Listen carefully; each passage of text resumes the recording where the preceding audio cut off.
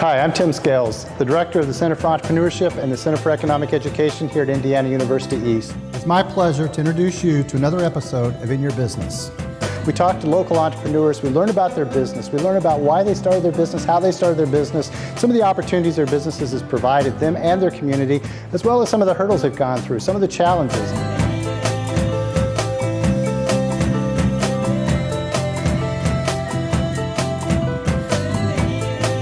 Welcome to another episode of In Your Business. Today we're going to talk to an entrepreneur that really exemplifies entrepreneurship. You know, when I look at an entrepreneur and I think about an entrepreneur, the difference between an entrepreneur and a small business owner, or even a manager sometimes, is the fact that it's just hard to settle them down. An entrepreneur is one who's always thinking, they're always creative, they're always wanting to try something else, try something new. They're always adding to it. So it's kind of, hard to keep up with them. Sometimes 2 or 3 years goes by, they got another idea they want to work on. And that's what Ron Coffey does. I've watched Ron, I've watched him with his businesses, and he truly is an entrepreneur, and he's always thinking. So Ron, welcome to the show. Thank you. Ron, what I like to do at the show is I always like to get to know you, the entrepreneur, first. Then we get to know the businesses a bit. Find out what you do and how you do it and such. But let's start with just kind of getting to know you. I think you grew up around here, is that correct? Lifelong resident of Richmond. Okay. So you went through Richmond Community Schools. Yes, sir. So tell us about your educational background. Basically, I went through high school. I went through the DECA program, which I think they have a similar portion of that now. Graduated from Richmond High School and just went straight into business. I actually started business prior to that, but... So did you have a business going while you were in high school? Yes, I did. I had a little used furniture store where the old Pastime Theater used to be, and rented a building for $100 a month. I had old used furniture I'd buy at the auction down at Sam Hodgin Parkway, clean it up, put it in there.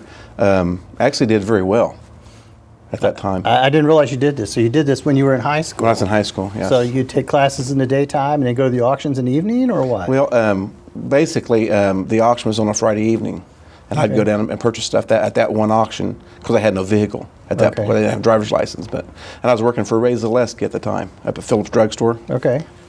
He was sort of my mentor as I was growing up because he sort of conquered business in a completely different fashion. Okay. In what way? He always won. I know it sounds strange to say that, but he always made it work. One way or another, he made everything work. Okay. No, I mean, that makes total sense. I mean, sometimes you've got to go a little bit different direction and such to make it work, but I can see that. If you want to make it happen, you can make it happen. Yes, sir. And so then you would go to school in the daytime and then work at your shop at night? I'd work for at the Phillips for probably 3 nights a week because I was in school. Then on the weekends, I would basically run my store. Okay, so your store was open on the weekends. Mm-hmm. Okay. Mm-hmm. And you've got to forgive me because I don't know where the Pastime Theater is. It's right down in the Depot District. Okay, so I do know where that is. Mm-hmm. So excellent. So you were down there doing that. Then you graduated high school, and straight from high school you went into business. I started. I did some flea marketing at that same time. I got into guaranteed home improvements. We started off as guaranteed roofing in 1987, and then we switched it to within a year to guaranteed home improvements, and that business is still running well and thriving. Okay. So if I understand right, then you started out as a roofing company. Probably people started asking you to do other things. You realized you could, and so you went into Evolution took over. Yeah. Many different things instead of just being roofing. Right. We do windows, siding, patio enclosure, all the good stuff. Okay. And so what I'm hearing and what I'm thinking is that life lessons. You learn as you go. Very expensive lessons. You see what you can do and you adjust. Correct. You say expensive lessons. How so? Just life lessons. Some days I wish I'd have got a 4-year degree or whatever and went, and come out and then start a business. But if you spend $100,000 or whatever on a college education, I probably got 3 or 4 times that. And even with an education like that, you're still gonna make mistakes. Sure. And the key to my success, but I would say, would be my family, my friends, and a lot of people and I'm 46. And a lot of people in my era, they all took off to Florida to go get rich. Okay. I chose to stay behind. Okay. They all come back, and like I told them, a bunch of my friends come back. I tell them, I stayed here. I didn't go broke. The rest of them went down Florida, went broke, come back. Not all of them, but the majority of them. Okay. Because I just love Richmond. Okay. I mean, there's things here I don't care for, but as a whole, I love it. Okay. Well, I think Richmond's got a lot of opportunity, but Yes, you know, I think most communities have opportunities. You've just got to know how to work with it. And Richmond certainly has many great opportunities. And again, a person just has to figure out what they want and then find their niche and work at it. Right. Obviously, you did that. You started out with roofing, then went to many different things. Many different things. There's probably some things you don't do, Correct. but at the same time, those are specialty things that somebody else can. Yes. So let's talk about that. You graduated high school, you were already in business, then you went fully into it, said, okay, I can do this. So you started the roofing company, then it went to guaranteed home improvements, to where you did sidings and windows and roofs, the whole bit. Right. From there, what happened? Well, my grandfather was still alive at the time, and we got to buying houses and flipping houses basically Okay. to keep our crews busy in the wintertime. Well, we would sell those, and actually what happened one year, we was doing our taxes, and I tossed them across the table for my wife to sign her part of them, and she looked at them, she said, why are we paying these people, realtors and auctioneers, so much money? You talk fast once you get your license. Well, from there on out, we become real estate brokers, auctioneers, and then we would sell our own product, and our customers that we already satisfied with the remodeling work, they would have someone pass away or downsizing or whatever the case may be, and then we would get their auctions, and then we sell the real estate. It's sort of an evolution, and that's how I was. Our company keeps growing and changing and transforming. I can see the thread because you started in high school with the furniture that had to do with the house. Correct. Then the roof. Correct. Then into sidings and windows and such, still with the house.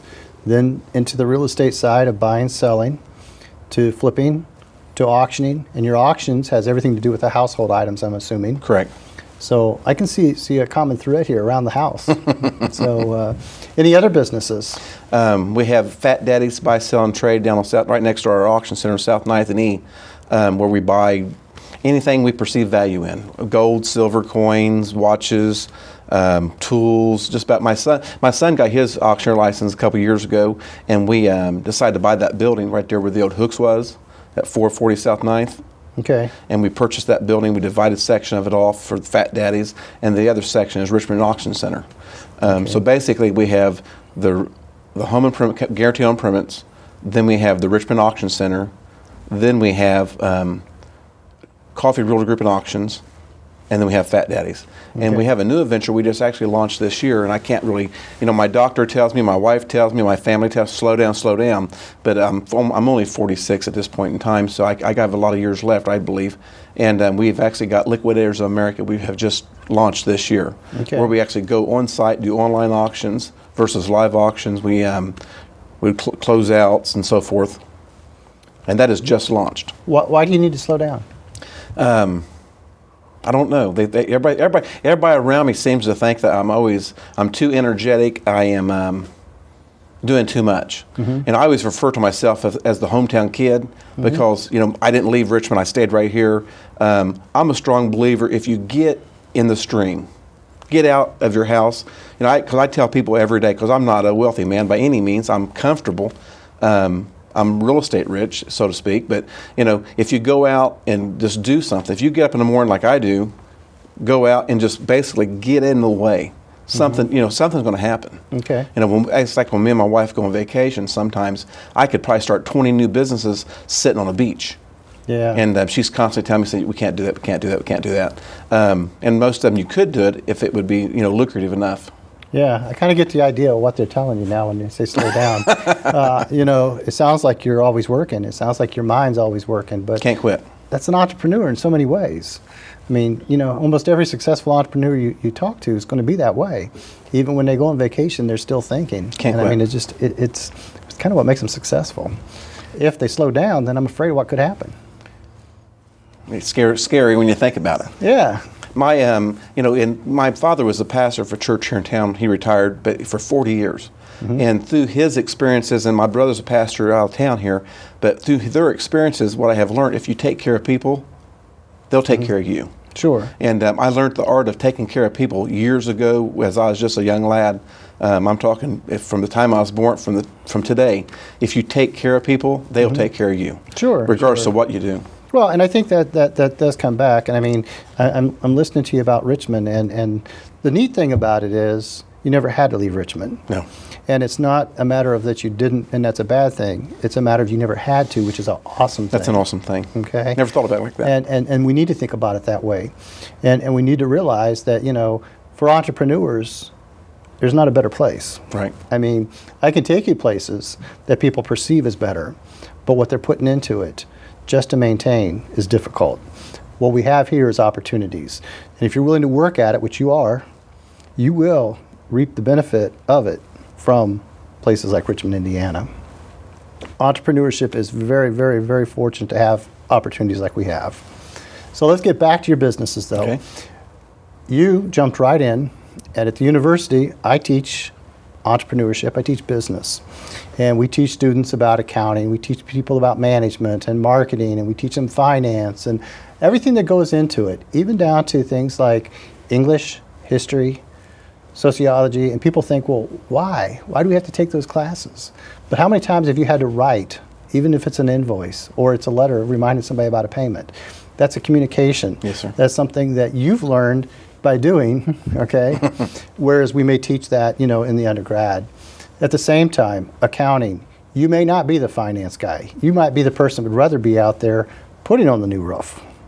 So as an entrepreneur, you have to do all those things. Correct. How do you do it?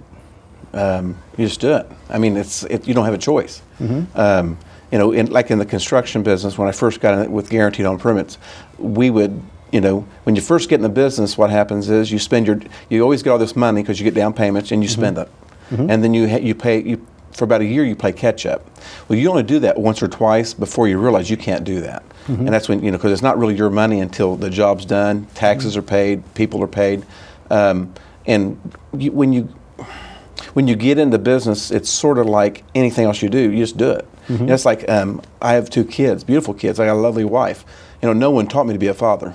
Right. I had my parents, and they taught me how to parent. But until you actually do it, you don't know. Sure. And that's the same with business. Until you actually, people are capable of more than they think they can. And and I'm not against college because I think everybody should get a degree of some sort.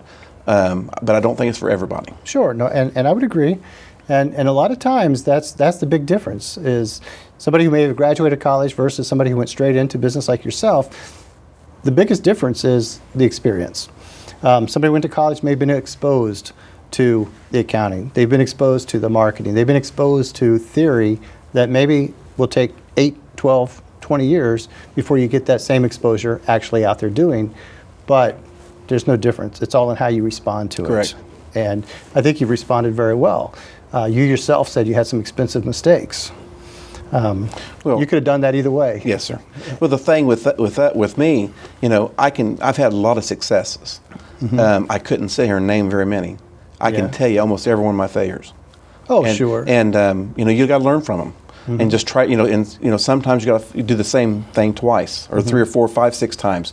You learn from them eventually, and then you can move on. Ron, I would disagree probably from you. You'd probably push back from the standpoint that you probably at the front of your mind is your failures. But I bet if we really sit down and casually started talking, you'd get a big smile on your face and start telling me about all of the successes. The difference is I think we put too much emphasis on our failures and not enough celebration on our successes. My guess is you have way more successes than you have failures. And I think, that even those failures were probably only because you had your expectations too high. And I mean, honestly, I think you've probably done a great job or you wouldn't be where you're at. Thank you. And I think a community is very fortunate in the fact that, how many people are you employing? Right now we've probably got, altogether, probably 14 to 16. We used to employ almost 60 people. Okay. With just the remodeling business. But with the economy and this and that, you have to make adjustments. And when we sub a little more now than we used to, where other entrepreneurs can come in and we sell the work, they do it, and we have a good relationship with them. So sure. And my guess is you probably don't even recognize that as a success at times, but helping 14 people every day knowing what they're going to do, that's a huge success. It's the taxes that you talk about that you have to pay. That's a huge success. What about that building? The building you're taking on the south side of town, that's where your auctions are. That's where, what do you call it? Fat Daddy's. Fat Daddy's. And the Richmond Auction Center. So Fat Daddy's is there. Had it not been there, we'd have had an empty building maybe. Correct. So again, that's a success. I mean, you've got a lot of success that we need to celebrate.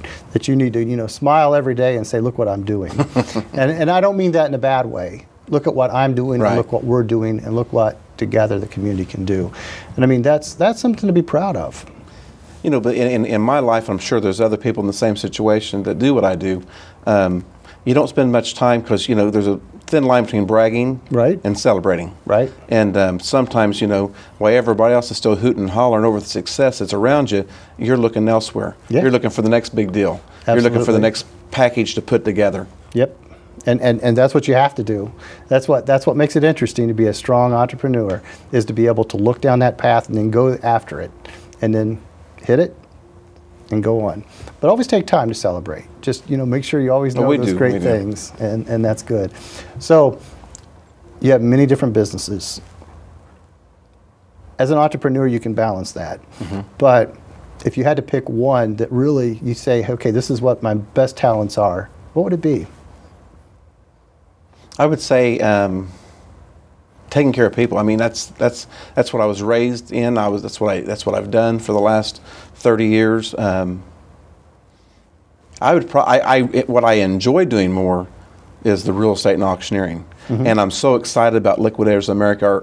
Our website is bidfirst.com, bid1st.com. It can go international once we get this thing moving. It's been a little rough waters in the beginning. I just need to put my mind to it and go do it. But I know I can. I'm guessing you're pretty thin. You're stretched pretty far. You probably have to balance every one of these businesses every day. Yes. I have key people in every one of them. Okay. And I've always made a joke to my friends and family, if I had 20 people that would invest, $5,000 to $6,000, that way they wouldn't leave, I could start 20 new businesses tomorrow. I mean, there's a lot of opportunity out there I see every day. It's just, if you have the time, at this point in time in my life, I want to make sure I have the time to succeed, because I hate to fail. And, I usually, sometimes I won't start something if I can't finish it. And I think it's a good philosophy to have, but sometimes it's successful just to try. Even I mean, I hate to say the word fail. I've been out there. But sometimes even if it's not going to work and you tried, that's success. Well, how many times did Colonel Sanders fail? I've read a lot of information on him and several others. Failure is one step closer to a success. I used to train salespeople to go out and go door to door selling home improvements. And I was told them, I said, every time someone says no or shuts the door in your face, you're one step closer to a yes. Someone needs your services. Someone likes, maybe they don't like the way you look. The next one may like how you look. I mean, and people have different buying habits, but you just got to keep getting up and going. You are correct on that. Well, it's interesting because it sounds like the business you're excited about now is internet. So you're going to be using the World Wide Web to attract people from all over the country. I've got key people that know that, so that's something I've learned in the last 4 or 5 years. You don't have to do it all yourself. Right. And it's hard to delegate. Hardest thing I've ever done in my life, I believe, is taking my hands off the reins and letting someone else actually drive the ship. Yeah. And it's tough. It's tough, especially when you're used to doing it yourself. And I've told people, it's like every one of these businesses is like my babies. And I'm not going to let you walk up and assault my children by any means, nor will I let you assault my businesses. And I'm going to succeed, and I just need, like I said, my delegation skills are low. So, but when you do that, and as you learn to do that, do you think in a way that's kind of cutting back? A little bit. So that's probably a good thing. That's a good thing. and so it's just a matter of getting the right people in the right places. One of the things that I always like to talk to entrepreneurs about is the fact that you can't be great at everything. Okay. Right. And your business has to have finance, it has to have accounting, it has to have advertising promotion, it has to have HR, it has to have people working, you have to keep track of the changes that go with benefits and such. You can't possibly know all that. But you got to surround yourself with the right people. You've got to get the right attorney, and you've got to get the right accountant, and you've got to get the right people helping you. You have to know enough to know that they're helping you and they're keeping you on the right track. that way you can go back and tend to the things that you've done day to day. Correct. So if you could go back to high school, and you can't, but if you could, would you do it all again? I would probably hit it harder. I'd probably take more risk. And what are those risks? When I wake up in the morning, I don't have a paycheck. Right. I have to go make a paycheck. Where everybody comes to work for me, they get a paycheck. I'm the guy that's got to make sure there's money there to pay those people. That's, and I enjoy other people's satisfaction, or their achieving their goals. And sometimes you get more of a kick out of that than you do your own successes. Especially, I have people that work for me, you can just see them blossom into who they are. Okay. That's like my son, he's now 26, and he's starting to delegate. He's pushed me out of the way when it comes to the auction center down on 9th Street. He's pushed me out of the way, and I'm not easy to push out of the way, but I'm stepping back a little bit because, he's doing a great job. Okay. And the minute he started doing that, I come up with this internet sensation. I saw it. So. But at the same time, that's interesting because that's a whole different animal. I mean, we were all around houses there for the longest time, and now you're embracing the internet. That's kind of the fastest growing technology there is out there, is the use of the internet and the auction activity. Correct. So now you're having to master, okay, what to sell, where to sell, how you're going to do the exchange, and shipping. There's a lot of new things that come into this. We've been looking for a computer guy or IT guy, and we've went through 3 or 4 already, and they don't we try to explain to them what we're going to do, what we are doing. We've had several auctions under our belt now, and it's a brand new concept, but it's going to be, the World Wide Web, the world was this big. Right. Now there is no limit. Right, right. So what is it that's so unique about your auctions? We treat people right. Like I said 1,000 times a week, I can't guarantee what it'll bring, but I guarantee you'll get paid on what it brings. And the industry, the auction industry as a whole, you're as good as your name, as good as your word. And there's a lot of them out there that are not. But we try to be forthcoming, give you all the information we possibly give you, and we have 100, 200 people come every Thursday night. Okay. So we're parking's an issue, and we're looking to buy some property around the area and tear them down just for parking.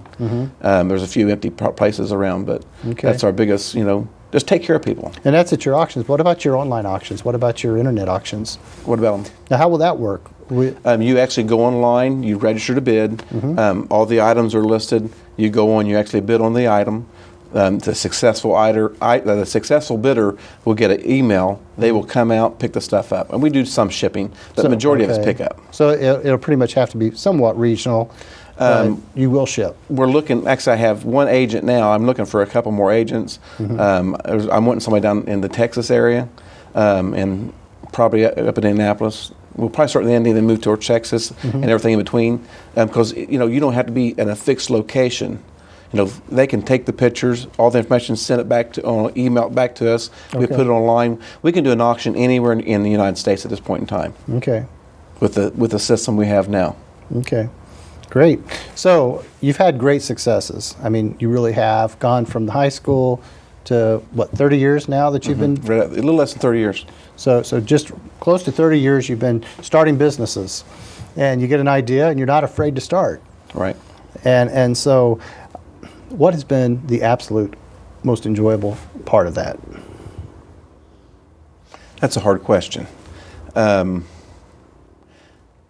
would say, going out and taking something from nothing and making it work. When I first got into the remodeling business, I had people look me dead in the eye, people I loved, and I loved them to death, tell me I couldn't do it. And I think that gave me more motivation to succeed in the end. When I look at my family, my friends, and what they think of me means so much to me. And we've helped a bunch of them throughout the years, either financially or just supporting. I can't really put my finger on one thing. I just like to succeed. I like to win. Okay. And I think that that's sort of been a catchphrase now on the internet and on the TV for a while. But everybody, it's like a win-win situation. Everybody has to win. Sure. But I just like to I like to work. Sure, and I understand that. Now, what about as far as, you know, the hours you put in? How many hours do you think you're putting in on the average? Mercy, probably nowadays probably about 12 hours a day. I used to put a lot more than that, and sometimes we'll work around the clock, whatever it takes. So you sound like you're cutting back to 12 hours a day. Mm-hmm. Prior to that, you were working more. About 16. So you were working 16, now you're working 12, but you're also saying you'll work around the clock no matter what. Yes, I mean, sir. Whatever it takes. Well, when we have a big auction or something like that, we'll work. I mean, we got great people, and we're right there with them. You know, we'll work around the clock, whatever it takes. Mm-hmm. You know, Wow. you know, that's like when you start an auction, you can't quit. You can't take a 30-minute break in between there. Once you start, you got to run right through the program. Sure, sure. Well, it's fun and it's interesting to share with you and kind of listen to you and get to know, because so many people, they have a great idea, they'll get started, they'll stop because they're not committed enough to make it work. You are committed enough to make it work and then move on to the next thing while that's working. And that's something that does make you a successful entrepreneur. I'm glad that you stayed in Richmond. Richmond deserves people like yourself. Thank They you. deserve to have people that want to make a difference. So I think you're doing a great job. So keep it up. Thank you, Tim. This concludes another episode of In Your Business.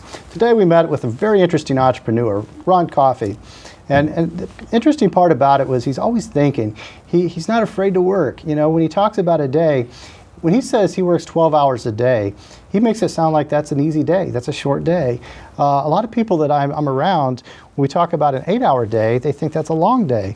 And it's interesting because it's that commitment. It's somebody who says, I can work a 16-hour day and I can work more. It's whatever it takes. And that's what makes a successful entrepreneur, is that work ethic. It's being willing to be committed to something. Ron has been committed to Richmond, Indiana. It's where he grew up and it's where he's going to stay. And I think it's great that our community has people like that and that are committed to entrepreneurship. So I would say get to know the entrepreneurs and support them. And again, thanks for watching In Your Business.